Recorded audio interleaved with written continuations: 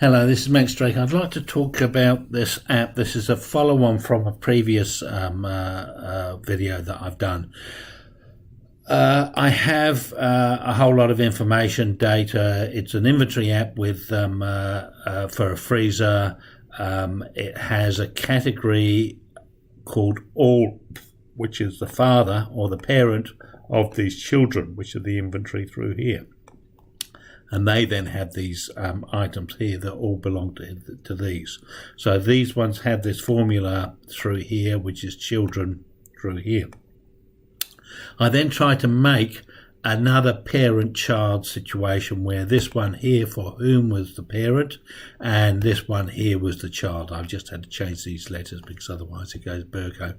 And it didn't work. When I got to the front face here, I've got the for whom and I've got the inventory, but when I came to the next stage, I'll just pop that out. When I came to the next stage of the inline list, it would either let me do the inventory, which would be applied to this list, but it would also apply to this list as well. So it didn't work. This was then being filtered by what was being filtered through here. So one gave you information and the other one just gave you blanks. So this one you just got blanks when you did it because it was still being filtered. And then if you change this to the other one, the who, it then didn't work either. So suddenly it would filter correctly for this one, but it wouldn't filter for those. So that didn't work for me at all. It's just that you sort of filter by what meals you may want or what's in the freezer, and you can suddenly say, oh, I fancy a bit of something or other snack. What have I got there to actually grab? I fancy, what have I got in there for vegetables that I can use with a certain meal, etc., etc. So that's one way that I want to filter it. And then I can filter by what have I got in the freezer for the dog. I keep on forgetting to prep his. Like I've actually got food in there, drumsticks, but they're not cooked and prepped ready to be brought out. And the same with pork. I've got pork somewhere, there's a big lump of it, and then I've got the pork in containers that I can do. There should be pork somewhere. There should be uncooked pork in there. Oh, sorry, no. That's actually in the both categories. So I've actually got things like meat that could actually be shared for the either. Now, what actually happens into here, now if I go into this next stage, this is where the dilemma. So I didn't actually get them to work together.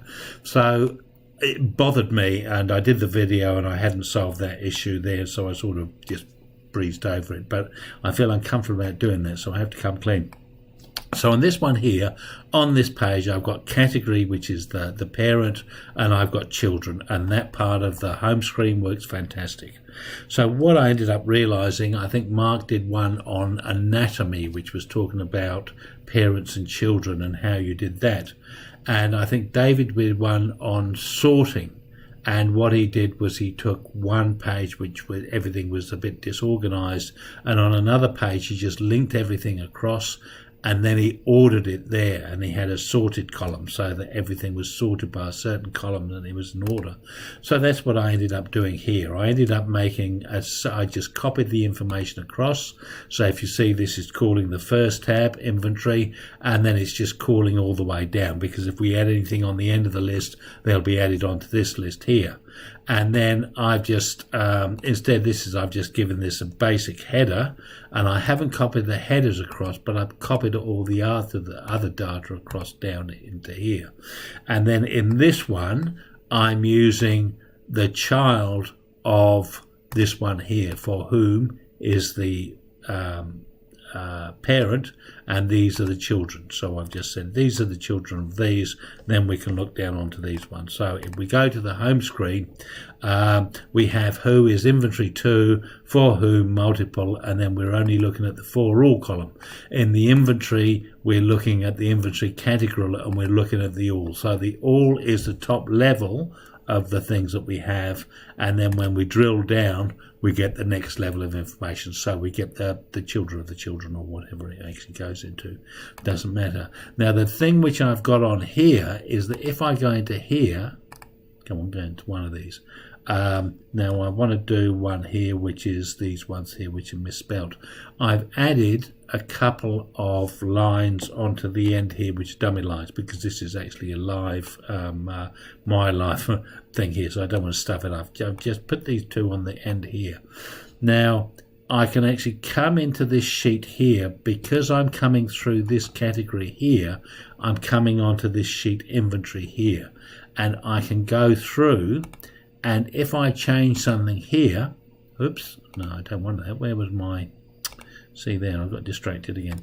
In the bread, and if I come down to one of these, if I go through and I change that one there and I turn that switch, it'll change there to true, and then that'll be taken off the sheet, so that's fine.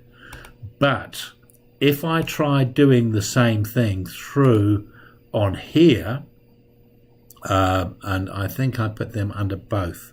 So if I go into both and I go and find those Peterborough, now watch what happens here. If I go down, because this is basically a copy of the other sheet, and I think the last two are at the bottom here, if I go through and try and edit one of those, because this is only a copy, it doesn't work. It'll try and change, and it changes, and then you'll see it doesn't go away, and it just does something weird. And later on, I've actually had these ones just go through errors from the point of view, because it's not doing the thing. So I've actually got to stop this from happening. So when I come to the full size of these, I've got to not allow editing on those. And the next page again, on these, I don't want to allow editing. I don't know why that's still showing editing. If I come through there, it's not showing editing. So I can allow editing in this area, but I can't allow editing in this one because it doesn't change the actual item itself. The other place where I can actually have editing is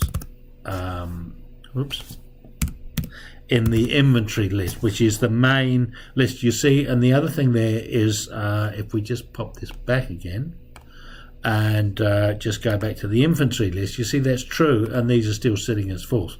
So if I actually make this one here and go into the edit in here and turn it and do it there, you'll find that this will now change to true, and then it will disappear. Bye bye.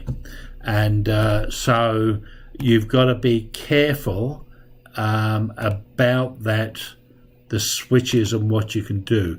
If you're going to a foot, so it's going to change again. Top it done.